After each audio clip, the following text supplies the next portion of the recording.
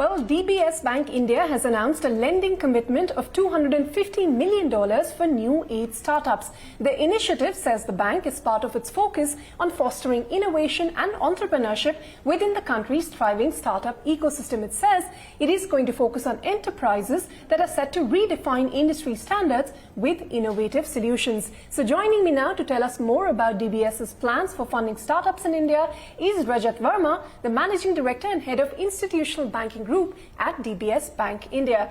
Rajat, thanks very much for your time here on CNBC-TV18. First up, typically startups have to rely on private equity or debt or venture capital funding to meet their requirements, and you don't typically have a bank lending to them because of the high risk, because the business model may be unproven and so on. So the first question to you is, what led you to announce this $250 million support? Because banks haven't really played a huge role in the funding for startups so far. I agree with you that venture and private equity have a very important, perhaps a more important role to play in startups than banks do, and the capital stack will have a larger component of that kind of support or capital. But that doesn't mean that there is no role for banks to play. Banks have several. I think if I can break this down for very small startups, I think it's useful for banks to set the sail going for very small companies with de minimis exposure, which can mean a lot for entrepreneurs who've just started. And for Series A, B, C, and so on, clearly there are different stacks of capital that those companies need as well. Certainly, a large part of that has to come from the 3 or 4 options that you suggested, but there is a role for banks to partner as well, because at that stage, companies have started to produce, they've had a manufacturing cycle, they have a sales cycle, they have inventory, and so on, and therefore, there is a role that banks can play and provide solutions to. Okay, so what criteria is DBS Bank going to use to select startups that are eligible for this initiative, and also to mitigate any risk of default? And do you really think, Rajat, that debt could substitute equity to an extent coming from banks? I mean, like with all credit lending, there are no guarantees, much as I would like.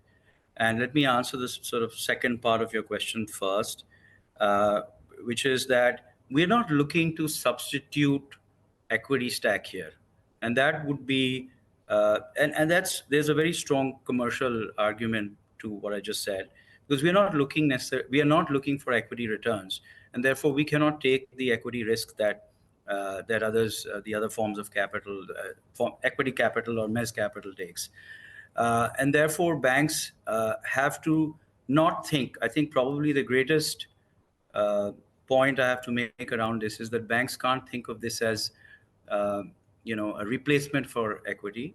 It has to be a senior stack of capital that is that banks should look at, because they are not. Banks do not expect the kind of returns, and are therefore not and are not engaged with that capacity of both time and energy as essentially the stakes for a bank are not as high perhaps in terms of the upside. And therefore, it cannot necessarily take the downside that private equity or venture debt takes. Well, how many startups are you looking to fund through this, and what would the average ticket size be like? The number of startups are going to be fairly large in this program, but there's going to be a Pareto of value. So I suspect that a reasonably large chunk of this capital that we intend to provide will be given to companies which are into the Series A or B or beyond.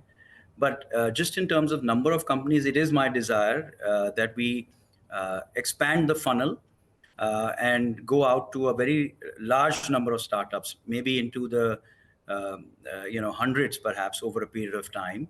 Any names that you could share, Rajat, and any specific sectors that DBS is going to focus on? We believe this is going to be sector agnostic. So I think that there are going to be companies in clean tech, in health tech, in retail, e-commerce, and auto sector, in renewables, in recycling, et cetera.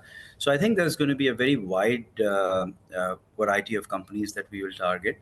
And the fundamental principles which I tried to articulate earlier, which is how well do we understand the sector and the promoter, and what kind of capital has already come in, what kind of cash burn we see, and what kind of discipline does the company have in working through not just their growth ambitions, but also their preservation of cash and their profitability. I think the sort of period of time where funding has been less easily available in the last year and a half or so, a lot of the startups have looked inwards, have become more efficient, have become more profitable, and have focused, on their own operations, which is, to my mind, a very healthy sign.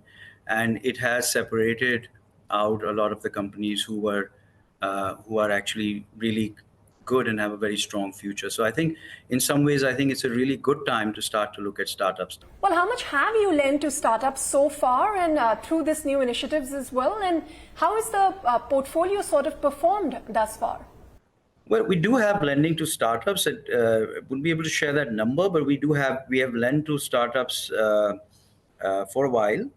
What we're trying to say now is that by having certain goals in mind and having and organizing ourselves in a slightly different way, we think that we can improve the impact of that, and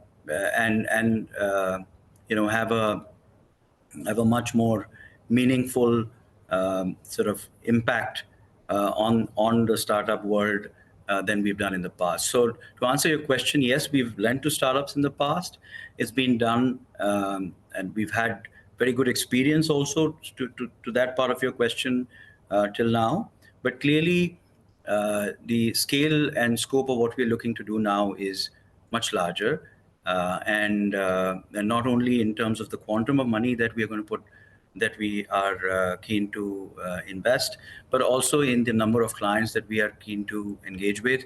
Well, Rajat, thank you very much for speaking to us, and thank you for your time. It was a pleasure speaking with you.